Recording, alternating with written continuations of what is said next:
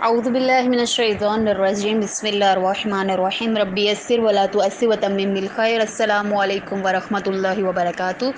उम्मीद है तमाम खैरान खैरियत से होंगी। खैरान हमारा आज फ़िक़्ह का तीसरा जो दर्स है वो तक़लीद के हवाले से जो हम अहकामात पढ़ रहे हैं।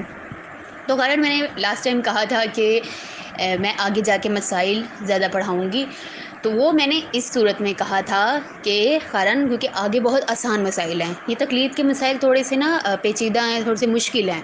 तो आगे जो है ना पानी के मसाइल हैं, वो कोई मुश्किल नहीं है, उसमें बहुत आसान मसाइल हैं, सीधा आपको जब बताया जाएगा। तो उसमें मैंने कहा था आपको कि वो हम जो है ना ज़्यादा पढ़ेंगे। ज़्यादा का मतलब ये कि अभी हम जो है 4 से 5 मसले पढ़ते हैं, तब हम जो है 6 से 7 मसले पढ़ेंगे। यानी इतना ज़्यादा नहीं कहा था कि 4-4 सफ़े पढ़ लेंगे, ठीक है। और इतना ही पढ़ेंगे जितना हमें समझ में आ जाए, जितना आप लोग के लिए भी आसान हो और मेरे लिए आप लोग को समझाना आसान हो, ठीक है हरन। तो तक़लीद के जो हम मसाइल पढ़ रहे थे, जिसमें हम आठवें मसले पे पहुँचे थे। तो हमने पीछे से सारी तक़लीद की बात की कि मुज्तहिद कैसा होना चाहिए, मुज्तहिद की जो मुज्तहिद आलम की जो पहचान है वो कैसे हो सकती है, किसी मुज्तहिद का फ़तवा हम किस तरह से हासिल कर सकते हैं, वो पढ़ा था हमने। और 2-3 मसाइल और पढ़े थे। तो खैरान आज जो मसला पढ़ना है, 8वां मसला, जिसमें कह रहे हैं कि मैंने आपको अभी पेज भेजा है, तो उसमें 8वें नंबर का जो मसला है, जिसमें कह रहे हैं अगर वो मुज्तहिद जिसकी एक शख्स तक़लीद करता है, यानी कि मैं और आप, हम जिस की तक़लीद कर रहे हैं, जैसे आगा सिस्तानी की, तो कह रहे हैं कि मतलब कोई भी इंसान है, किसी की भी तक़लीद कर रहा है, किसी भी मुज्तहिद की तक़लीद कर रहा है, तो वो फ़ौत हो जाए, तो जो हुक्म इनकी ज़िंदगी में था वही हुक्म इनकी वफ़ात के बाद भी होगा। यानी ये नहीं कि वो फ़ौत हो गए हैं तो मसाइल बदल जाएंगे, ऐसा नहीं है। जो मसाइल उन्होंने तौज़ीउल मसाइल में लिख दिए, बस आपने उसी पर अमल करना है, क्योंकि वो लिख दिए जा चुके हैं, उसमें कोई तब्दीली वाक़या नहीं होगी। तो कह रहे हैं कि उनके वफ़ात के बाद भी उनके मसाइल में कोई भी कमी पेशी नहीं होगी, वैसे ही रहेंगे। लिहाजा अगर मरहूम मुज्तहिद ज़िंदा मुज्तहिद के मुकाबले में आलम हो, यानी मरहूम जो फ़ौत हो गए हैं और जो ज़िंदा हैं उनसे वो ज़्यादा आलम थे, तो कह रहे हैं जो फ़ौत हो गए ना वो ज़्यादा आलम थे। आलम यानी क्या? और एक ख़ाहर ने पूछा भी था, आलम किसे कहते हैं? फ़ल आलम और आलम यानी आलम जो बहुत ज़्यादा इल्म रखता हो, और फ़ल आलम जो उनसे थोड़ा कम इल्म रखता हो, इस तरह। यानी जो थोड़ा उसकी जो है वो कैपेसिटी ज़्यादा हो, वो ज़्यादा मतलब ज़माने में जो है ज़्यादा माना जाता है। जैसे आगा रहबर की बहुत ज़्यादा तक़लीद करते हैं, वो आगा सिस्तानी से ज़्यादा बड़े आलिम दीन हैं। तो ये मिसाल जो है मैं आपके सामने दे रही हूँ।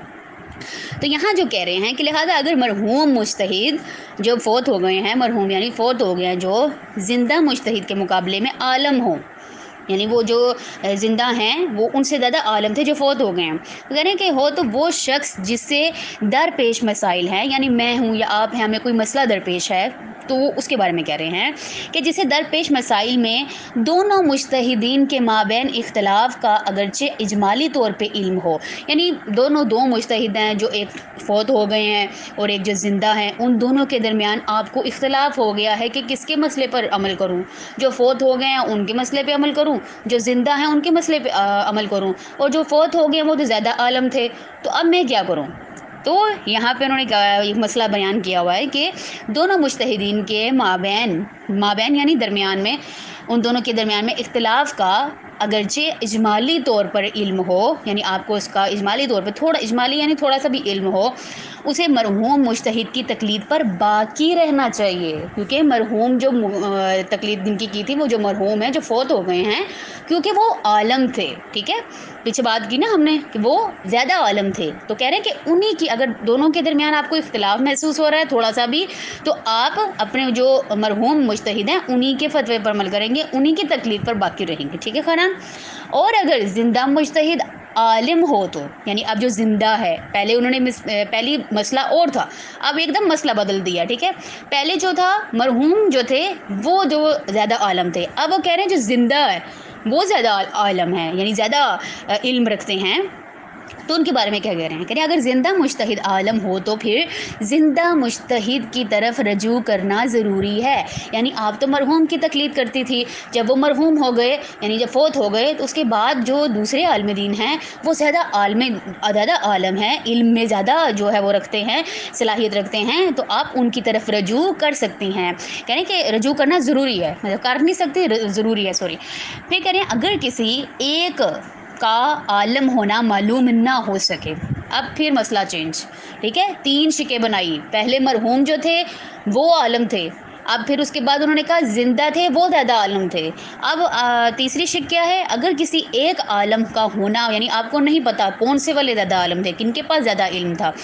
تو یہاں پہ کیا کہہ رہے ہیں؟ اگر کسی کا ایک کا عالم ہونا معلوم نہ ہو سکے یا دونوں علم میں برابر ہوں، ٹھیک ہے. اب دونوں علم میں برابر کر دیے، تو اگر ان دو میں سے کسی ایک کا زیادہ ورع و تقویٰ رہنا ثابت ہو، یعنی کہ آپ کو کسی ایک پر جو ہے زیادہ ہو کہ ان کا جو تقویٰ ہے وہ زیادہ جو ہے لوگوں میں نظر آتا ہے، زیادہ جو ہے وہ زیادہ علم رکھتے ہیں، لوگ بھی کہہ رہے ہیں ان کے بارے میں، تو کہہ رہے ہیں یعنی ایک مسئلہ یہ انہوں نے بیان کیا ہوا ہے نا، رکھنا ثابت ہو، یعنی یہ کہ فتویٰ دینے والے زیادہ وہ فتویٰ دینے میں زیادہ احتیاط کرتے ہوں تو ضروری ہے کہ اس کی تقلید کی جائے. یعنی ان مجتہد کی پھر تقلید کرنا آپ کے لیے ضروری ہو جائے گا. اور اگر ثابت نہ ہو سکے تو اس شخص کا اختیار ہے، ٹھیک ہے. اب دیکھیں ایک دم پھر مسئلہ چینج کہ آپ لوگوں کا اختیار ہے. انہوں نے آپ پر بات چھوڑ دی کہ اگر ایسا ثابت نہیں ہو سکتا، کوئی ایک کے بارے میں آپ کو نہیں ثابت ہو سکا، ان کے تقوی کے بارے میں، ان کے علم کے بارے میں کہ کون عالم ہے، آپ نہیں ثابت کر سکے، آپ کو نہیں پتہ چلا، تو آپ کو انہوں نے اختیار دیا. تو اس شخص کو اختیار ہے کہ ان دونوں مجتہدین میں سے کسی ایک کے فتوے پر عمل کر لے. یعنی ان دونوں میں سے پھر آپ پر اپنا مطلب انہوں نے چھوڑ دیا آپ پر کہ آپ چاہیں تو جس کے فتوے پر عمل کرنا چاہیں کر سکتی ہیں. البتہ ایسے موارد میں جہاں اجمالی علم ہو، اجمالی یعنی تھوڑا سا علم ہو، اجمالی تھوڑا سا کم علم ہوتا ہے، یعنی اجمالی علم حاصل ہو یا کسی شرعی تکلیف پر اجمالی دلیل قائم ہو جائے. یعنی کوئی آپ کا شرعی مسئلہ ہے، یعنی کوئی حیض کا کوئی بھی مسئلہ ہو سکتا ہے، نفاس کا، یعنی کہ کسی شرعی تکلیف پر اجمالی دلیل قائم ہو جائے. مثلاً آگے مثال دے رہے ہیں، قصر اور تمام کے درمیان اختلافی مقامات. یعنی کہ آپ کو قصر نماز میں شک ہو گیا، کیا میری یہاں پہ قصر نماز ہے یا میں پوری پڑھوں؟ تو ان چیز میں مثال انہوں نے دیا ہے کہ آپ کو شرعی اس مسئلے میں آپ کو جو ہے اختلاف ہو گیا، تو مقامات پر کہنے اختلاف ہو جائے تو احتیاط واجب کی بنا پر دونوں کے فتاووں کا خیال رکھنا ضروری ہے. پھر آپ ان کے دونوں کے مسئلوں کو دیکھیں گی اور پھر عمل کریں گی. اس مسئلے میں تقلید سے مراد معین مجتہد کے فتوے کی پیروی کرنے کو صرف اپنے اوپر لازم قرار دینا ہے، نہ کہ اس کے حکم کے مطابق عمل کر. یعنی کہ یہاں پر آپ جو ہے اپنے جو آپ جن کی تقلید کرتی ہیں ان کے فتوے پر آپ نے عمل کرنا ہے. بس اس میں پوری بات انہوں نے، یعنی ایک ہی مسئلے میں انہوں نے 5 سے 6 شکیں نکالی، پھر اس کے ساتھ ساتھ انہوں نے جواب دیا ہے. کوئی مشکل نہیں ہے. تو میں نے جیسے مجھے یقین ہے کہ جیسے میں نے سمجھایا آپ کو سمجھ آ گئی ہوگی. تو خراً اگلا مسئلہ دیکھیں، مسئلہ نمبر 9 میں کہہ رہے ہیں کہ مکلف کے لیے وہ تمام مسائل، مکلف اب کون؟ مکلف کسے کہتے ہیں؟ آپ، میں، ہم ساری جتنی بھی کلاس فیلوز ہیں آپ کی ساری خاران اور جتنے بھی تقلید کرنے والے ہیں ان کو کہتے ہیں مکلف.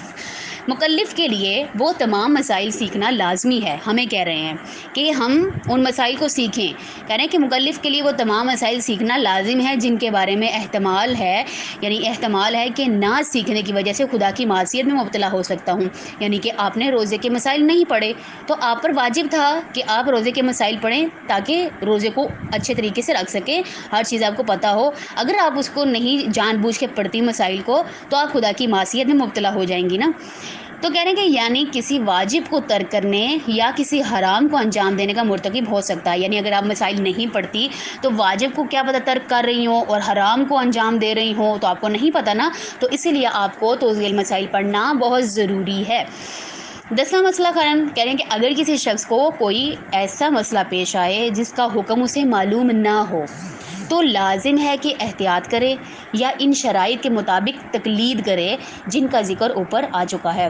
لیکن اگر اس مسئلے میں اسے عالم کے فتوے کی رسائی حاصل نہ ہو سکے، یعنی کہ اس کو عالم کا فتویٰ بھی نہیں مل رہا، جو مسئلے میں اس نے جو ڈھونڈا ہے تو اس کو مسئلہ بھی نہیں مل رہا، اس مسئلے میں اسے عالم کے فتوے تک رسائی حاصل نہ ہو سکے، تو عالم اور فل عالم کا علم کا خیال رکھتے ہوئے فل عالم کی تقلید کرے، یعنی کہ عالم اور فل عالم جو زیادہ عالم دین ہیں، جو زیادہ علم رکھتے ہیں، ان کی تقلید کر سکتے ہیں۔